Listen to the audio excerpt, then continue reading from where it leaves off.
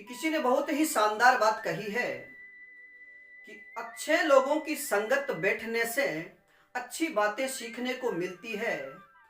कि अच्छे लोगों की संगत बैठने से अच्छी बातें सीखने को मिलती है। जिस प्रकार हवा फूलों से गुजरने पर वह भी खुशबूदार हो जाती है। नमस्कार मित्रों, मैं बीएन राजस्थानी फिर से हाजिर हूं एक छोटी सी प्रेरणादायी कहानी लेकर के। और मित्रों, आज की जो अपनी कहानी है उसका शीर्षक है अच्छे लोगों की संगति। तो मित्रों, एक बार हकीम लुकमान नाम के व्यक्ति थे।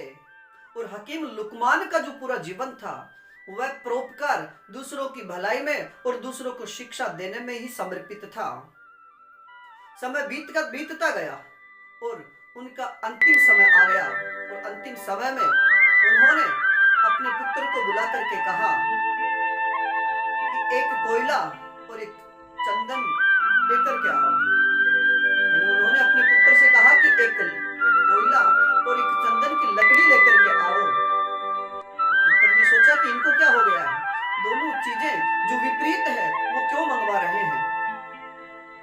लेकिन पिता का आदेश था तो वह दोनों चीजें लेने चला।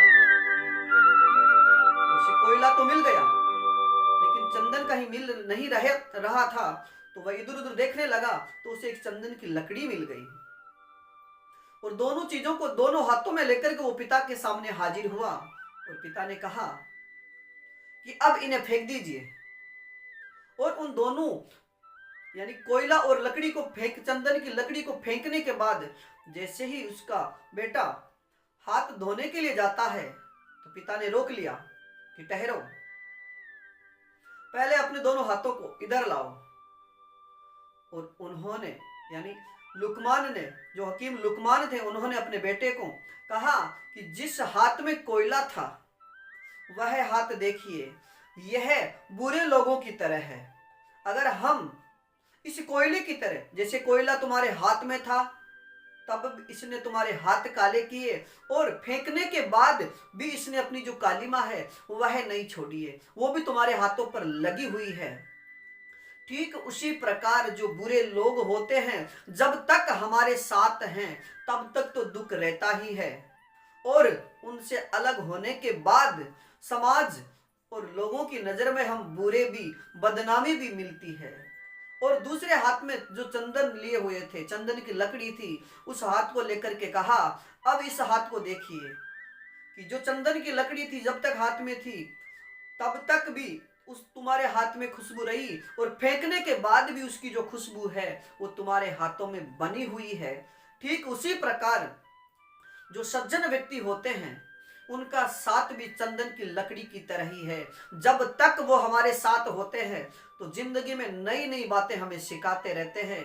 और हमसे दूर होने के बाद भी उनके द्वारा सिखाई हुई बातें और उनकी जो संगति है वो हमें समाज में एक अच्छा नागरिक, अच्छा इंसान, और उनके द्वारा बताई हुई जो बातें हैं वो हमें सदैव मार्ग प्रशस्त का काम करती है। इसलिए सदैव बनना हो तो चंदन की लकड़ी की तरह बनो, कोयले की तरह नहीं। तो मित्रों, इस कहानी से हमें यही सीख मिलती है कि अगर हमें संगति करनी हो तो सदैव अच्छे लोगों की संगति ही करनी चाहिए।